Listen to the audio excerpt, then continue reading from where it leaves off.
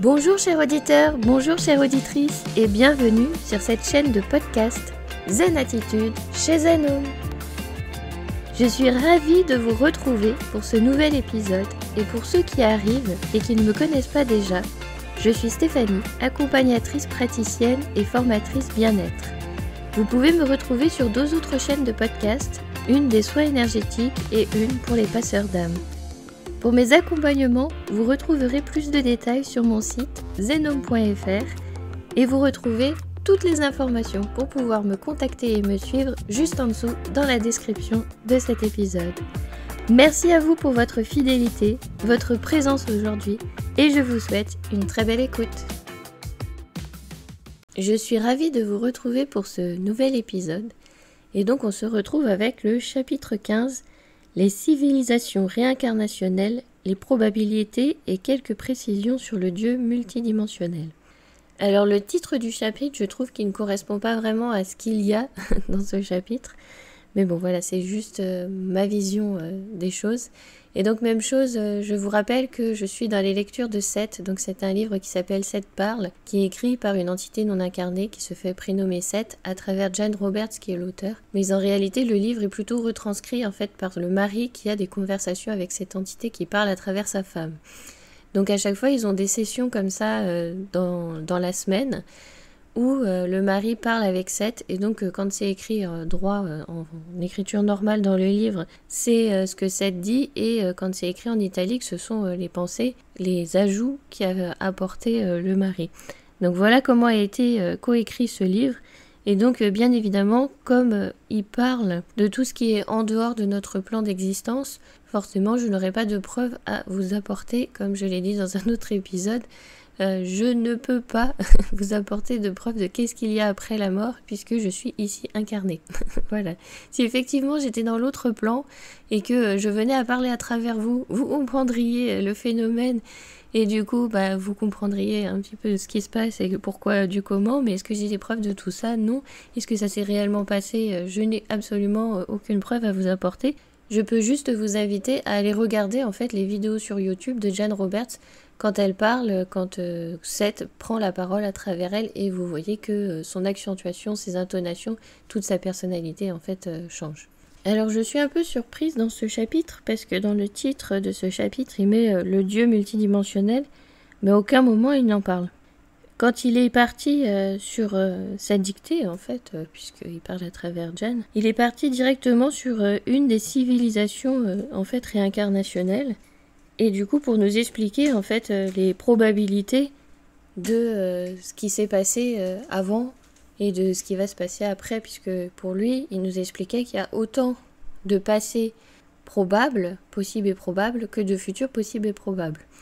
Sachant que, en plus, si on réfléchit bien, l'instant présent n'existe pas vraiment, il est vraiment très très court, puisque juste le fait de dire le mot présent, déjà quand je dis présent, pré est dans le passé et zan est dans le futur, tant que j'ai pas terminé le mot.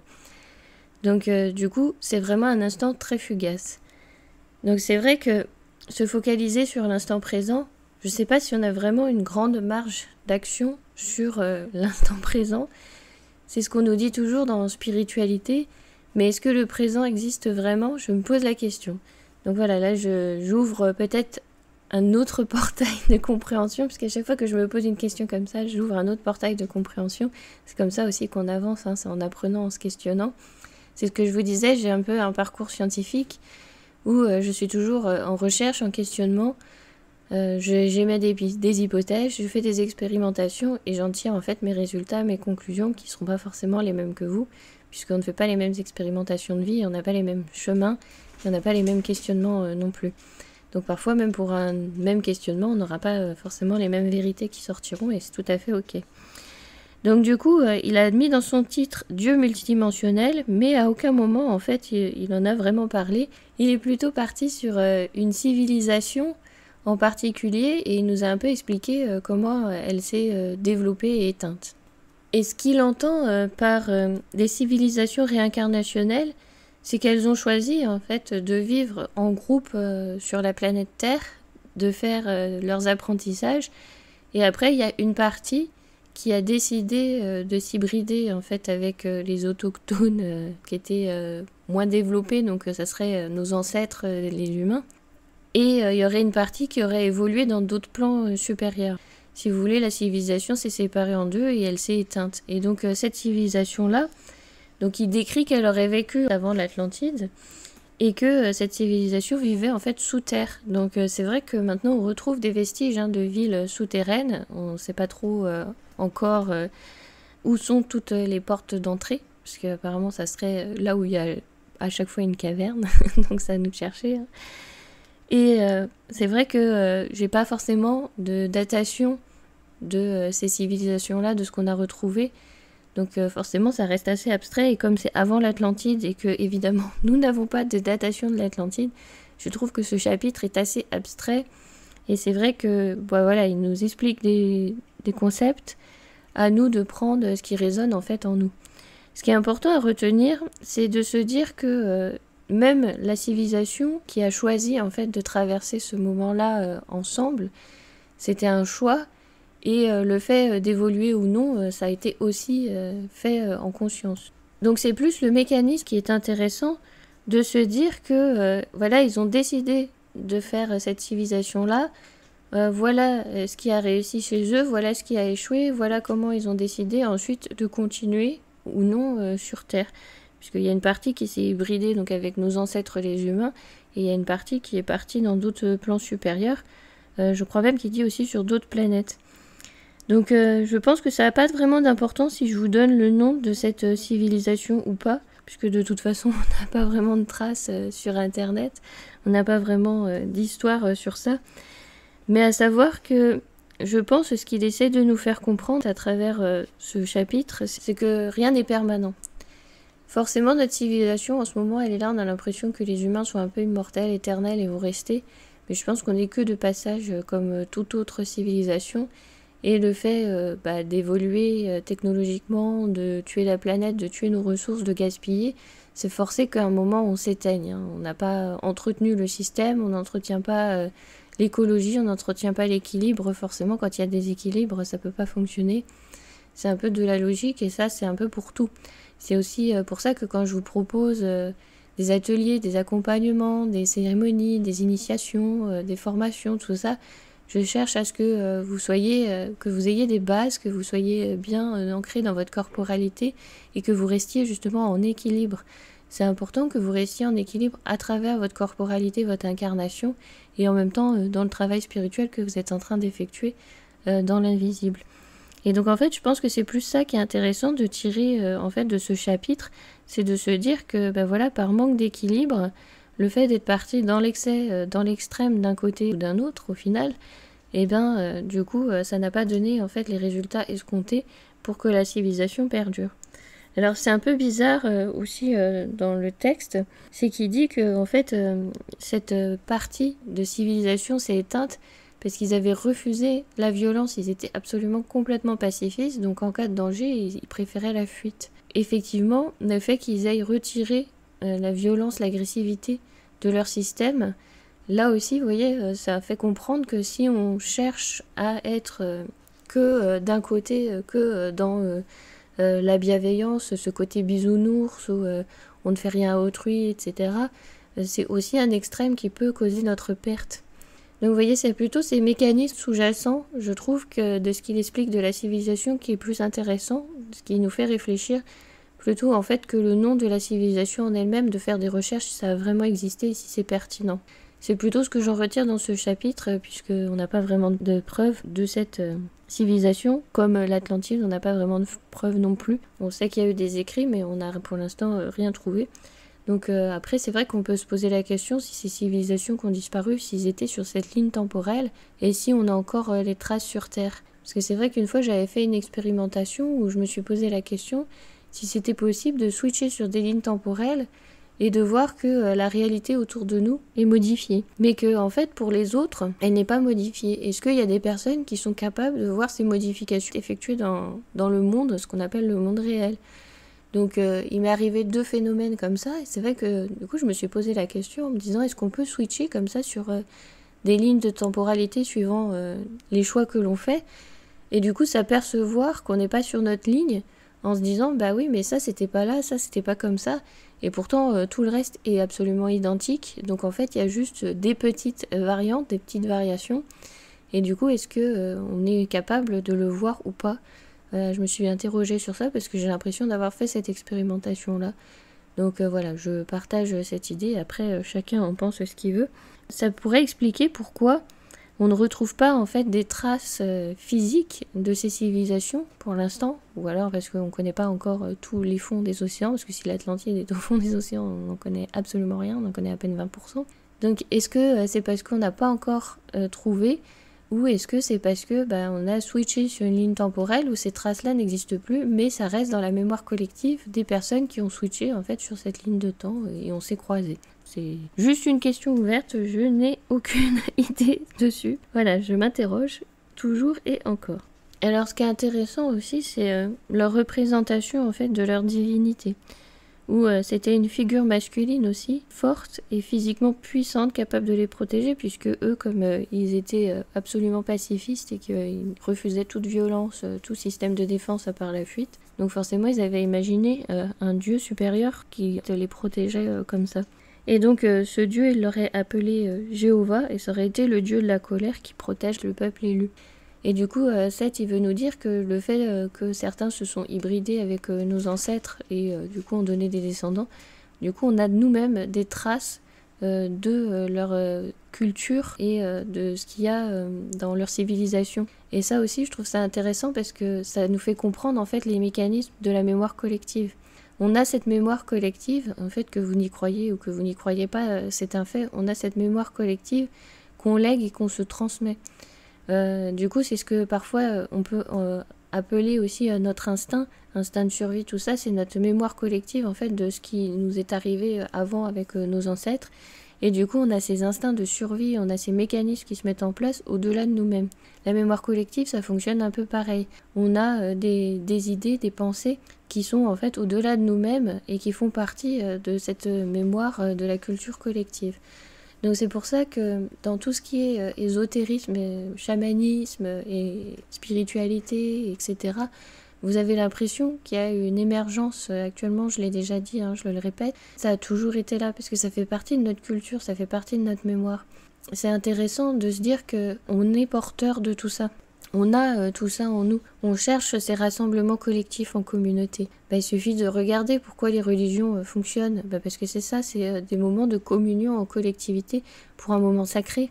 Si on enlève en fait tout ce qu'il y a à l'intérieur de la religion, si on regarde juste le message global, parce qu'après forcément c'est déformé par la vérité de chacun. Mais du coup c'est ça le message global, c'est qu'on cherche ces moments où on se réunit, où on a les mêmes points communs, les mêmes envies, les mêmes idées, les mêmes pensées, pour pouvoir partager ce moment ensemble. Les festivals, c'est la même chose. Les concerts, c'est la même chose. Les moments festifs de joie, c'est la même chose. On a besoin de ces moments, de communier ces moments. Et si vous regardez n'importe quelle religion, il y a des moments de communion comme ça. Il y a des moments où on se réunit, il y a des phases où on va passer le baptême, la première communion, etc. Il y a des phases où il y a toutes ces transitions qui sont importantes. Et donc au final, dans chaque culture, il y a toujours eu ces phases de transition avec ces rites de passage, puisque ce sont des rites de passage. Après, selon chacun la culture, c'est des rites différents. Donc j'en parle aussi dans des vidéos sur YouTube, dans une rubrique chamanisme avec ces rites de passage. Je vous explique un peu la différence entre rites, entre cérémonies, entre les ateliers, entre les initiations, un peu tout ce que je propose. Mais vous voyez, tout ça, ça doit vous conduire en fait toujours à votre vérité, donc à votre liberté de penser. Peu importe ce que va penser l'autre, peu importe qui pense avoir raison sur telle religion, etc. Si on regarde le message global, c'est ça, on a besoin d'être ensemble. On a besoin de fêter les choses ensemble, on a besoin de communier ensemble, on a besoin d'avoir un but commun. Et tout ça, c'est ce qu'on faisait en fait avant, quand on vivait en tribu, quand on se réunissait pour les cérémonies, moments festifs importants de la tribu, c'était ça. Donc vous voyez, rien n'a vraiment disparu, c'est juste que ça a été modifié. On a voulu en fait changer nos codes et on les a un petit peu normalisés. Et puis le capitalisme, c'était pour mettre en place le système capitaliste, pour le système de consommation, de surconsommation. Tout avait été un peu voulu et organisé. Et ça fait partie aussi de voulu et organisé par l'humanité. Je ne dis pas que c'est simplement une partie où il y a les méchants, où il y a les gentils, c'est pas ça que je dis, c'est collectivement, on a choisi de vivre ce moment-là ensemble. Donc avec chacun en fait ses rôles, chacun choisit son rôle, s'il a envie d'être victime, s'il a envie d'être sauveur, s'il a envie d'être bourreau. Si vous regardez en fait les grands archétypes de l'humanité, c'est toujours ça, on retrouve toujours ces mêmes définitions en fait du triangle de Karpman. Donc voilà, je pense que ce chapitre-là, c'est pour nous rappeler un petit peu tout ça, nous rappeler les mécanismes au-delà de cette civilisation a existé ou pas, cette religion a existé ou pas. C'est plutôt pour expliquer les fondements, les mécanismes, et en fait, on s'aperçoit que peu importe la civilisation, peu importe la culture, tant qu'on n'a pas appris une leçon, on répète encore et encore les mêmes erreurs. Parce que la leçon n'est pas apprise, la leçon n'est pas acquise. C'est pas ancré, ça vibre pas dans nos cellules, on a beau vouloir la paix, on ne l'a toujours pas, c'est qu'on n'a pas compris ce que c'était la paix. Donc forcément, on aura la guerre. Et à ne pas oublier qu'on est dans un monde de dualité. Donc pour faire l'expérimentation de l'un, on est obligé d'expérimenter également son contraire. C'est le principe de ce qu'on est venu faire sur Terre. Est-ce que ça va évoluer ? Là est toujours toute la question. Et j'en reviens à mon épisode de dualité où justement je me posais la question de comment notre planète va évoluer, dans quel sens. Et donc dans son chapitre 7, nous rappelle que du coup, nous, comme on est un peu les descendants de ces civilisations, donc dans son livre, il dit qu'il y a eu 3 grandes civilisations principales, mais il ne les a pas vraiment citées. Vu qu'on est des descendants de ces civilisations-là, forcément, on porte en nous toutes ces traces de ces erreurs qu'ils ont faites, qu'ils n'ont pas faites, des tests, des expérimentations. On se lègue tout ça. Et c'est intéressant aussi dans ce qu'ils étudient, certains dans le transgénérationnel, dans les constellations familiales, c'est de savoir que on choisit en fait la famille où on vient s'incarner et de par notre ADN, on reçoit ces informations-là qui sont léguées. Donc techniquement, on a tous le même point d'origine. Donc techniquement, on a tous à peu près une partie de la base, on va dire. Mais après, avec les mutations génétiques, etc., les transformations et le brassage des populations, on a d'autres données. Mais voilà, on reçoit ces informations-là. Donc à savoir que c'est codifié dans notre ADN. Et en même temps, notre âme, de par ces autres vies qu'elle vit de façon parallèle, ou alors si vous préférez avant-après aussi, donc dans des dimensions parallèles et aussi dans des espaces-temps différents, on reçoit aussi ces codifications, etc.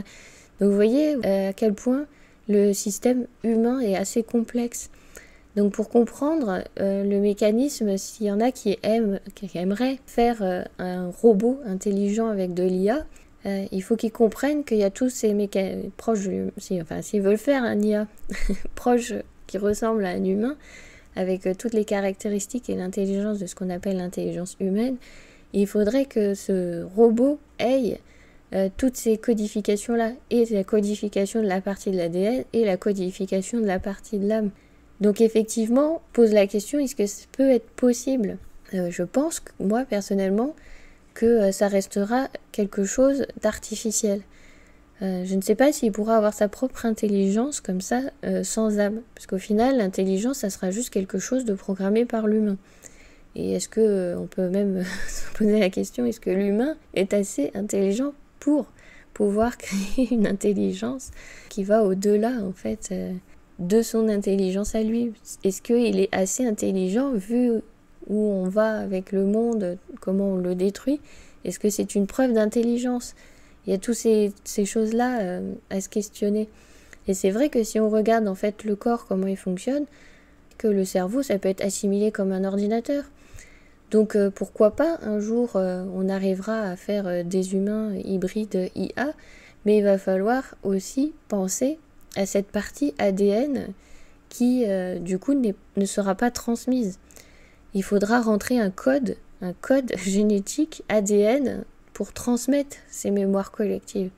Mais il y aura ici le code âme, cette énergie qui fait fonctionner en fait toutes les cellules du corps, parce que je vous rappelle que nous sommes que des êtres vibratoires énergétiques. On est tout le temps en vibration, rien n'est matière, rien n'est tangible, et pourtant on arrive à se toucher, on arrive à sentir de la matière, on arrive à sentir du contact, et pourtant on est juste des particules vibratoires. Donc le fait qu'on soit des particules vibratoires qui tiennent ensemble grâce à cette énergie et à toute cette codification, en fait, parce que c'est un grand mécanisme de codification de la réalité, est-ce qu'on sera capable de reproduire ça sur un robot? Donc je pense qu'on n'y est pas encore. Donc c'est vrai qu'on a un peu peur de l'intelligence artificielle, mais pour l'instant, on peut enlever intelligence. On peut mettre juste artificiel. C'est juste un robot qui obéit à un programme. Comme nous, on obéit à de multiples programmes. Mais vous voyez, il y a plusieurs facteurs qui rentrent en compte pour créer l'humain. Donc de là à créer de la robotique en rapport avec un humain qui se rapproche le plus, on n'y est pas encore. Il fera que mimer. Est-ce qu'il ressentira, il sera capable d'émotion? Je ne pense pas. Pour l'instant, il pourra que mimer. Son programme pourra lui dire, bah voilà, telle émotion est associée à telle expression, ça, et il ne fera que mimer. Mais est-ce qu'il ressentira vraiment? J'en suis pas encore persuadée. Donc voilà, je sais pas pourquoi je suis partie sur l'IA, ça n'a absolument rien à voir avec le livre, mais comme toujours, je me laisse traverser par ce qui est, et si j'en parle, c'est que ça doit parler à quelqu'un qui écoute.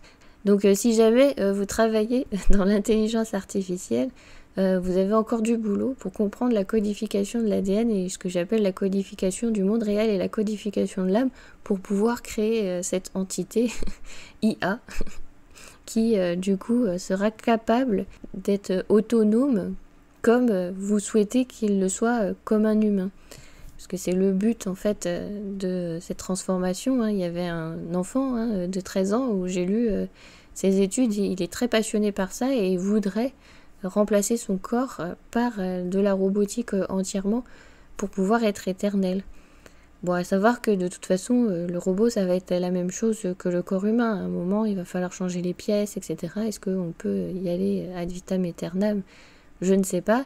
Et si on regarde les mécanismes de réincarnation, comme c'est décrit dans le livre de Seth, on le fait déjà, on est déjà immortel. Ce qu'il veut, c'est déjà le cas. En fait, son rêve de pouvoir se réincarner dans d'autres corps, pouvoir vivre éternellement, c'est ce qu'on fait déjà. Donc c'est drôle qu'il souhaite le mettre en pratique avec un humanoïde, puisqu'au final, c'est ce qu'on fait déjà.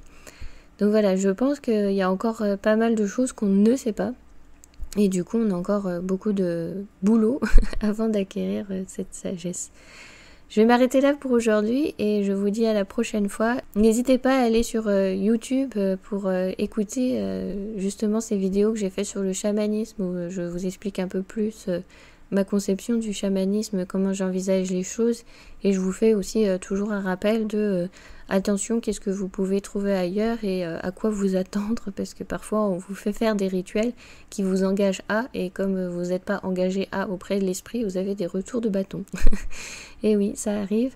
Donc voilà, je préfère vous prévenir, vous alerter. Donc du coup, n'hésitez pas à écouter ces vidéos-là. Comme là, je pars encore en retraite chamanique, je me retire du monde virtuel pour un temps, je me coupe des réseaux, etc. Du coup, je vous invite à écouter ces vidéos-là en attendant les moments où je ne serai pas là. Là, les podcasts sont enregistrés et je suis à peu près dans les temps. C'est vrai qu'il y a parfois des vendredis où je ne suis pas là, je m'en excuse. Mais vous avez toujours un petit peu de contenu à trouver par-ci par-là. Il y a toujours quelque chose à apprendre, à réécouter pour pouvoir cheminer. Rien n'est dû au hasard, à mon avis. Je vous remercie infiniment et je vous dis à la prochaine. À bientôt. Et bien sûr, je vous envoie toutes mes amitiés. Je vous remercie infiniment pour votre écoute. N'hésitez pas à vous abonner gratuitement à la newsletter en scannant le QR code qui s'affiche sur votre écran si vous êtes sur votre PC et vous retrouvez le lien directement en dessous dans la description ainsi que toutes mes coordonnées pour pouvoir me joindre, prendre rendez-vous ou encore partager, faire vos demandes, vos questionnements si jamais vous avez envie que j'aborde un sujet pour un épisode. N'hésitez pas à me faire votre retour ou tout simplement en laissant un commentaire juste en dessous. Likez, partagez, ça me fait toujours plaisir quand j'ai un retour. Je vous remercie encore pour votre écoute et je vous dis à très bientôt.